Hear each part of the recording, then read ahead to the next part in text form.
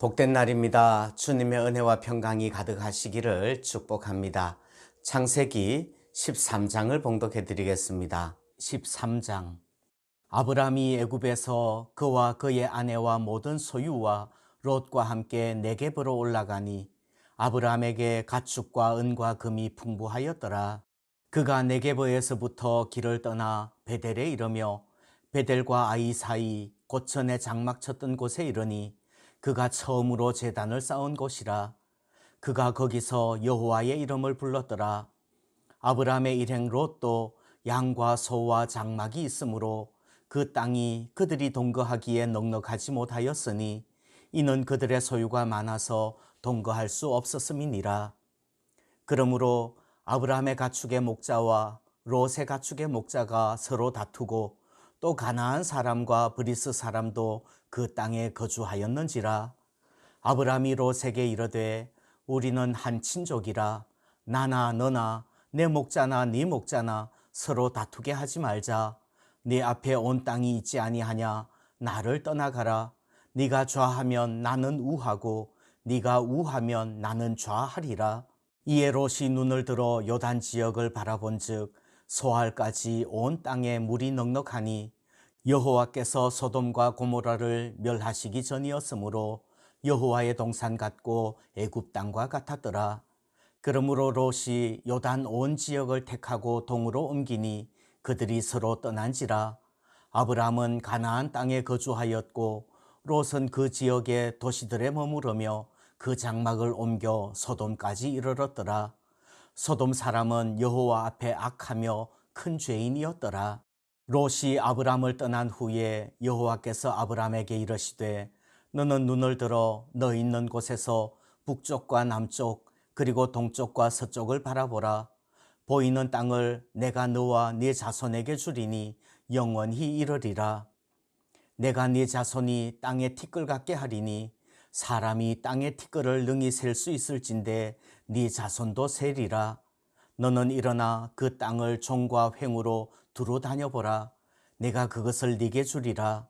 이에 아브람이 장막을 옮겨 헤브론에 있는 마므레 상수리 수풀에 이르러 거주하며 거기서 여호와를 위하여 제단을 쌓았더라.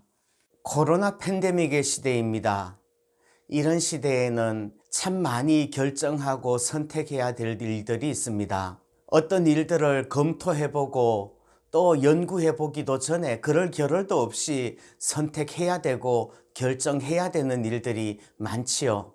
그리고 그 선택의 결과는 무척 다른 차이를 가지고 올 것입니다. 그러므로 이런 시기에 잘 선택하는 것이 참 중요합니다. 특별히 지도자들이 선택을 잘하는 것은 굉장히 큰 결과를 낳습니다. 우리 개인들도 최선의 선택을 하는 법을 배워야 합니다. 오늘 아브라함은 조카인 롯에게 좋은 땅을 양보하는 최상의 선택을 합니다. 그래서 하나님께서는 큰 복을 주시겠다고 약속합니다. 아브라함의 선택은 왜 그렇게 탁월한 선택일까요? 첫 번째, 아브라함의 선택은 믿음의 선택입니다. 아브라함은 창세기 12장에서 하나님의 음성을 듣고 약속의 땅 가나안에 왔습니다. 그러나 흉년이라는 작은 어려움 때문에 애굽으로 내려갑니다. 애굽은 갈대아 우르처럼 바벨론처럼 물질 문명의 세계입니다. 그런데 거기서도 하나님께서 살아계시고 지켜주시는 것을 체험하지요. 천하의 바로를 하루아침에 박살내시는 살아계시는 하나님을 체험하고 그런 하나님을 믿는다면 조카에게 양보할 수 있었습니다. 아브라함은 눈에 보이는 이익을 선택한 것이 아니라 살아계시는 하나님을 믿는 믿음을 선택한 것입니다. 그리고 그 믿음의 선택은 언제나 예배로 시작해서 예배로 마칩니다. 두 번째, 아브라함의 선택은 관계를 선택한 것입니다. 아브라함의 선택은 이익을 기준으로 선택한 것이 아니라 관계를 기준으로 선택한 것입니다. 돈보다 사람이 더 중요한 것이지요. 삼촌과 조카의 목자들이 서로 싸웁니다. 삼촌과 조카 사이에도 갈등이 생깁니다. 그래서 아브라함은 서로 다투게 하지 말자 이렇게 말하는 겁니다. 서로 생각이 다르고 관점이 다르면 언제나 갈등이 일어날 수 있습니다. 그런데 서로 자기의 이익만 추구한다면 다툼이 그치지 않을 것입니다. 아브라함은 조카를 아끼는 마음이 있었기 때문에 양보할 수 있습니다. 나를 떠나가라는 말은 적대적인 절교를 선언하는 것이 아니지요.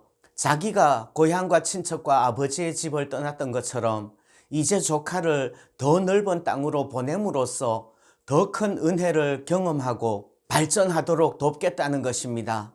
아브라함은 눈앞에 보이는 경제적인 이익보다 사람을 얻기를 선택하는 것입니다. 세 번째, 아브라함의 선택은 양보를 선택한 것입니다.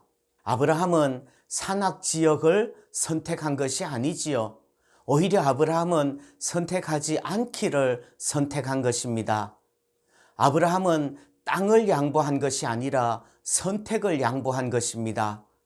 그것은 자기의 경험과 지식을 기준으로 적극적으로 선택하는 것보다 하나님의 일하심에 맡기는 것이 더 나은 결정이 되리라는 것을 믿기 때문에 가능한 것입니다. 구약에서는 종종 우림과 둠밈으로 제비 뽑기로 결정을 하는 경우가 있습니다. 그리고 그것을 하나님의 뜻이라고 믿습니다. 롯은 자기의 지식과 인간적인 가치의 기준을 가지고 선택하지만 결국은 잘못된 선택을 하지요. 아브라함은 눈앞에 보이는 이익을 선택하기보다 선택을 양보하기를 선택한 것입니다. 그럴 때 하나님께서 역사하시고 하나님께서 큰 복의 근원이 되게 하시는 줄 믿습니다. 오늘도 복된 날 되시기를 축복합니다.